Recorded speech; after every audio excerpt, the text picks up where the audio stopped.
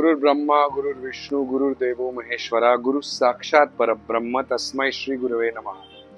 Hello friends and welcome again to the part 2 of the Guru Purnima special of Alokik the Journey Within. तो दोस्तों, गुरु पूर्णिमा के पिछले episode में हमने देखा था शिक्षक और गुरु में क्या फर्क है, और आज हम इस एपिसोड में बात करने वाले हैं उसके अगले हिस्से की, which is the difference between knowledge and wisdom, यानी कि ज्ञान और बुद्धिमत्ता.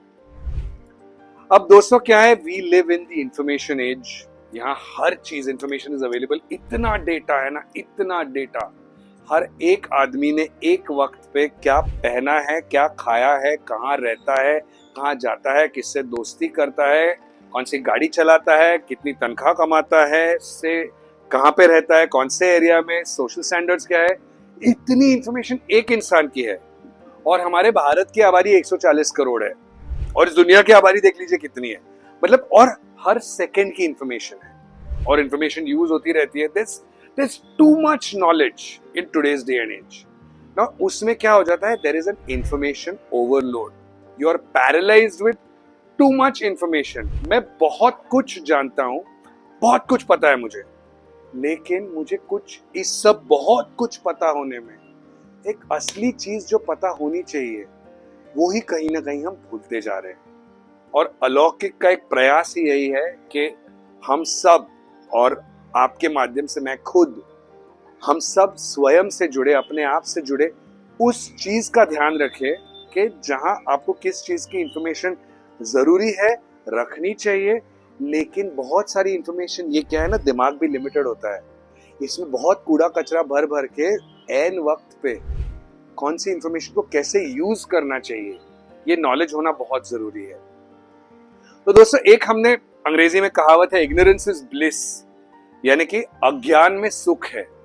मैं जानता ही नहीं हूं जहां क्या हो रहा है, मेरी जिंदगी में कोई फर्क ही नहीं पड़ता है. उधर इजराइल हमास का युद्ध चल रहा है, रशिया यूक्रेन का युद्ध चल रहा है.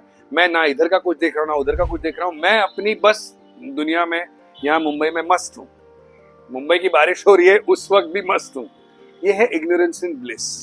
लेकिन when we live in an interconnected world and when we also talk about the world being connected, we can't be selfish, right?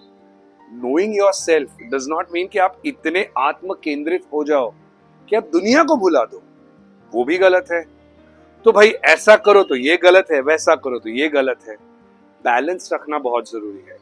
तो जो इतना भारी भरकम नॉलेज हम अपने सर पे लिए हुए हैं ना, उस नॉलेज को थोड़ा सा सिफ्ट कर लेते हैं, देख लेते हैं कि भाई क्या जरूरी नहीं है.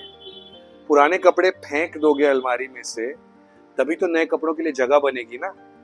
वरना क्या होगा, पुराने पे नए ठूसते रहोगे, फिर अलमारी से कपड़े उभरते रहेंगे, फिर आप उमड़ते रहेंगे, फिर आप कमरे में कपड़े भरते रहोगे, फिर घर छोटा पड़ने लगेगा. ऐसे तो हम मतलब पागल ही हो जाएंगे. सो डिजर्निंग होना जिंदगी में, मतलब टू अंडरस्टैंड कि क्या रखना चाहिए, क्या नहीं रखना चाहिए, और क्या निकालना चाहिए, और क्या संभाल लेना चाहिए, ये जानने के लिए गुरु आपको हेल्प करता है. अब एक अंग्रेजी फिल्म का छोटा सा एग्जांपल दे देता हूँ. The Intern, one of the very beautiful films of recent Hollywood cinema. मतलब अभी 8-10 साल हो गए फिर भी. Where there is this young achiever, हमारा जैसे बहुत यंग अचीवर्स हैं जो 20s में, 30s में, अपने अर्ली मिड 30s 40s में बहुत पैसा कमा लेते हैं. They have a lot of material wealth, but life कहीं ना हिल चुकी है. और उस फिल्म में Anne Hathaway is playing this character who is this super young entrepreneur, और लाइफ के फंडामेंटल सिखाने के लिए उसको एक 65-70 साल का intern played by Robert De Niro आ जाता है. वो अपनी पूरी करियर जिंदगी बिता चुका है, अब बुढ़ापे में पोस्ट रिटायरमेंट कुछ करके बिजी रहने के लिए इस ऑफिस में नौकरी ढूंढ लेता है. और उनके इंटरैक्शंस में से, while he is learning her ways, but his wisdom is solid, her knowledge is solid, and he imparts the knowledge to her, and that's how the whole symbiotic journey functions. ये दोनों चीजों, इसके द्वंद्व में ना फंस के, एक अल्टीमेट सत्य तो ये है, मौत एक अल्टीमेट सत्य है, बट एक्चुअली मौत अल्टीमेट सत्य नहीं है, क्योंकि जो आत्मा है कभी मरती नहीं है, आत्मा आगे जाती रहती है. तो इस भौतिक शरीर का अल्टीमेट सत्य मौत है, आत्मा का अल्टीमेट सत्य आगे जाना है. आत्मा का अल्टीमेट सत्य एक्चुअली मुक्ति है. मुक्ति is not escaping the cycle of life and death. Knowledge जो है हमेशा लिमिटेड ही रहती है, क्योंकि अगर आपने यहाँ, अगर ये विषय है, आपने इसमें सारा ज्ञान प्राप्त कर लिया, तब आप समझ जाओगे कि सिर्फ इतना ही विषय नहीं, मुझे ये भी सीखना है। तो फिर आपको इस विषय का ज्ञान बिल्कुल नहीं है, फिर आप आगे जाते हो, फिर आप आगे जाते हो, and it's an endless loop, like the cycle of life and death. लेकिन विजडम जो है, ये वो समझ लेना है कि हाँ, शायद बहुत ऐसे विषय है जो मेरे आकलन के बाहर है, मेरे समझ के बाहर है, लेकिन मैं उसकी समझ की मुझे अभी जरूरत नहीं है।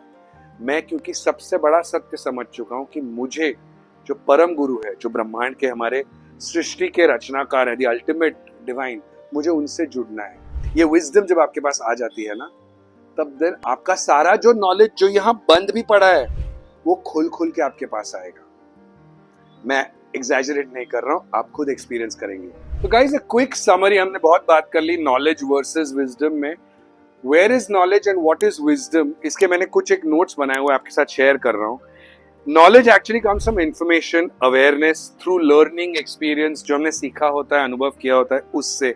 Whereas wisdom is the ability to think, judge and appropriately apply this knowledge.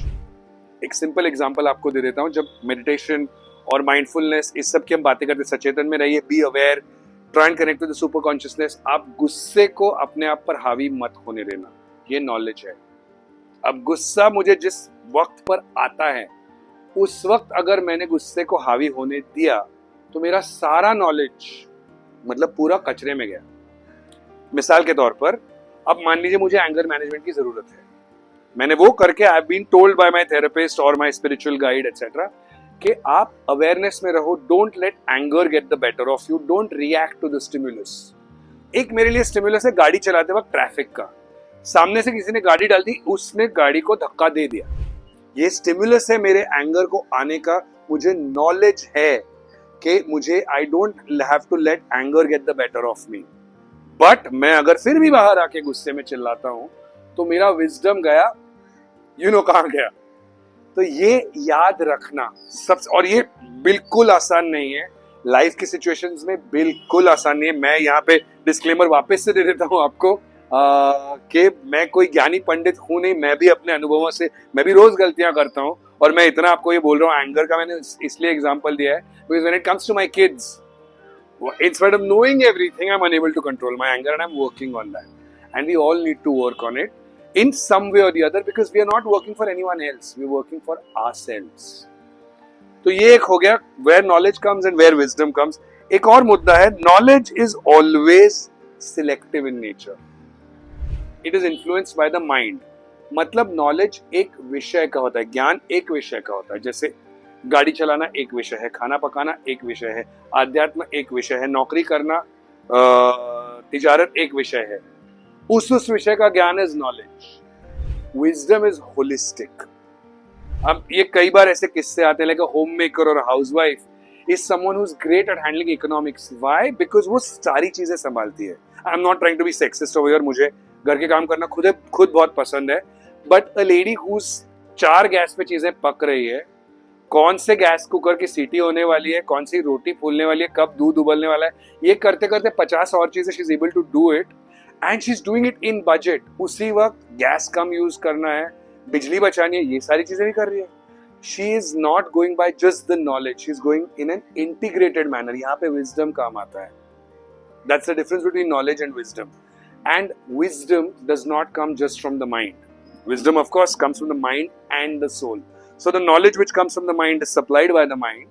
The soul you attach to it, there's wisdom. तो दोस्तों, अर्जुन जो हैं वो ऑब्वियसली सबसे श्रेष्ठ योद्धाओं में से रहे हैं। उनको जो वॉरफेयर का नॉलेज था और जो उन्होंने दिव्यास्त्र अपनी सारी शक्तियों से समेट लिए थे, he was the most undefeatable warrior on the battlefield, right?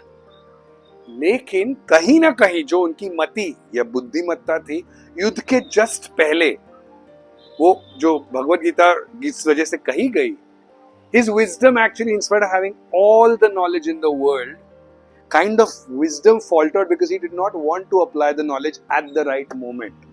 तब जाके भगवंत ने उसको ये बताया था कि भाई, ये तू हस्तिनापुर का किंगडम जीते उसके लिए नहीं हो रहा है युद्ध, ये धर्म युद्ध है, ये बुरी शक्तियों का नाश करने के लिए होने वाला है। अब तुझे तय करना है कि तेरे पास जो इतना जिंदगी भर का संजोया हुआ नॉलेज है, युद्ध का, क्या तू उसको अप्लाई करेगा इस युद्ध में धर्म की रक्षा की खातिर?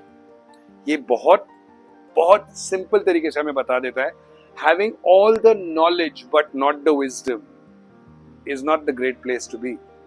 And in order to be able to exercise your wisdom, you need to have knowledge.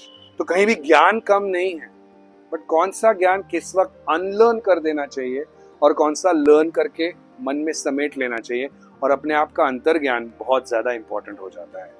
और इस सिलसिले में हिंदी सिनेमा में वैसे तो काफी फिल्में बनी है, बिकॉज गुरु शिष्य परंपरा तो हमारे यहाँ पे बहुत इंपॉर्टेंट रही है।